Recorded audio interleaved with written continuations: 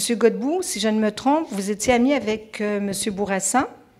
Comment Oui, se fait-il que cette bibliothèque porte ce nom-là? Ben, le maire d'Outremont, à l'époque, M. Unterberg, voulait donner le nom de Robert Bourassa à la bibliothèque et il ne savait pas comment approcher André, son épouse. Comme je lui avais fait quelques remarques sur des textes qu'il nous avait envoyés ou que j'avais corrigés, que je lui avais renvoyés en demandant d'écrire en français correctement, alors on avait développé une espèce de relation agréable. Il m'a dit, écoutez, vous pourriez me rendre service, vous ne pourriez pas persuader la veuve de Robert Bourassa d'accepter qu'on donne ce nom. Évidemment, Robert Bourassa est un garçon que j'ai connu quand j'avais 7-8 ans. On était ensemble à l'école dans l'est de la ville, à l'école Saint-Pierre-Claver. On est restés amis toute notre vie. C'était mon meilleur ami d'enfance, si vous voulez. Et ça m'a paru très facile d'aller voir André. On a parlé de toutes sortes de choses. Elle était un peu réticente, pardon, un peu réticente à l'idée de donner le nom à une bibliothèque. Je lui ai dit, ça se fait aux États-Unis, les présidents font ça.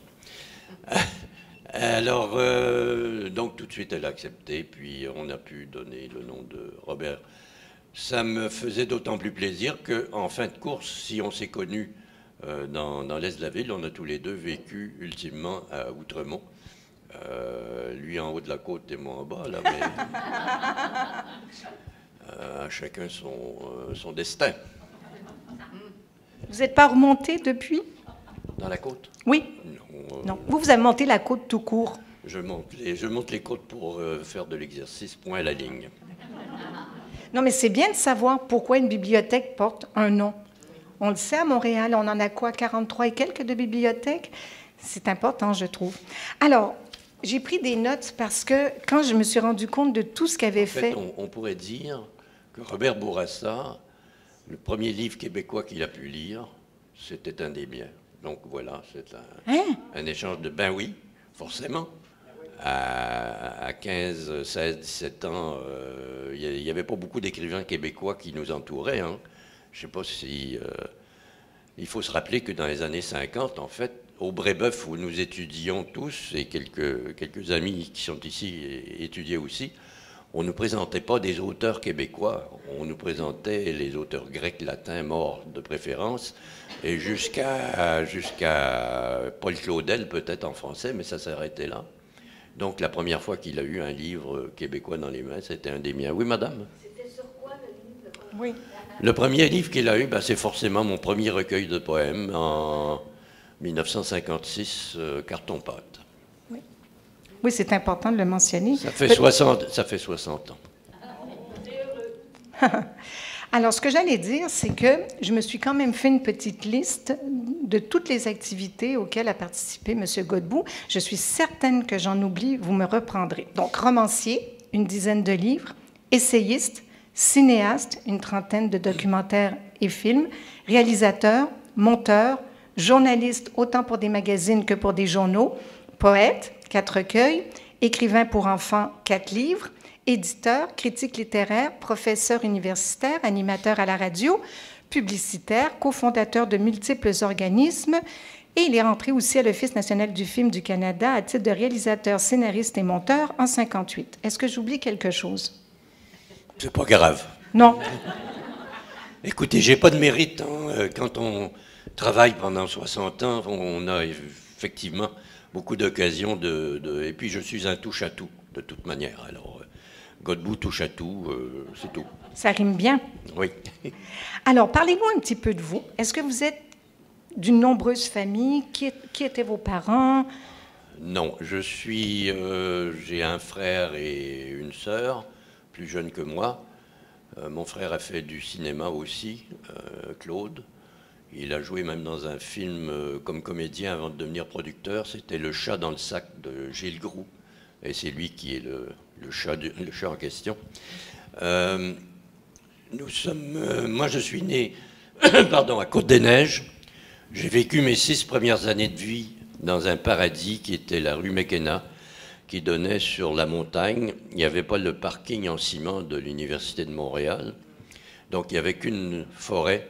En haut, il y avait un monastère de franciscains, entouré d'arbres, magnifiques.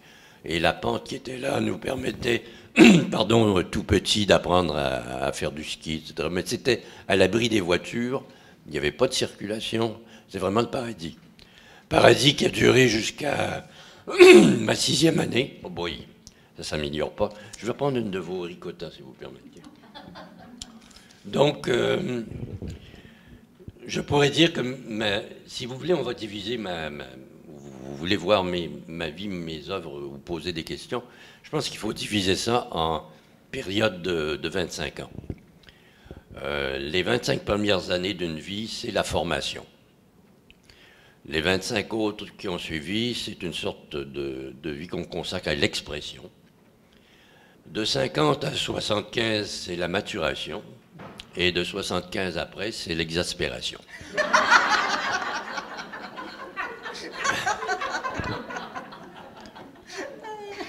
Donc, dans les premières 25 ans, ce qui m'a le plus impressionné, je crois, ou le plus nourri au plan littéraire, c'est que d'une part, j'étais un lecteur de tout et n'importe quoi. Je lisais tout ce qui me tombait sous la main. J'ai lu, je n'arrêtais pas de lire, je ne sais pas pourquoi, mais ça a commencé vers 7-8 ans et j'ai vraiment dévoré. Et jusqu'au collège où, évidemment, beaucoup d'auteurs nous étaient défendus. Et j'avais trouvé la technique classique d'arracher les pages, le cœur du missel qu'on nous donnait pour aller à la messe, et remplacer ça par André Gide, Jean-Paul Sartre, Camus, enfin tous les auteurs que je voulais lire et qui n'étaient pas au programme, si je puis dire. Et comme j'avais été exclu à l'époque de la chorale, parce que je les faisais fausser, j'aurais pu encore... J'allais vous demander en finissant de chanter, c'est non. Donc je lisais tout. Mais ce qui m'a marqué le plus, c'est le fait que j'ai pu faire quelques voyages fondamentaux qui m'ont donné sur la vie, sur le monde, une perspective différente. Quitter Côte-des-Neiges, quand je dis Côte-des-Neiges, en fait, c'est presque Outremont, puisque ma mère m'amenait souvent par Prat, où j'avais un petit bateau à voile, là où je... Donc, quitter ce coin-là pour aller dans l'est de la ville, ça a été pour moi mon premier voyage. Ces gens-là étaient très différents des enfants que j'avais connus. Et mes parents faisaient une sélection sévère de mes amis. C'est comme ça que je suis devenu ami avec Robert Bourassa, qui a eu leur bénédiction.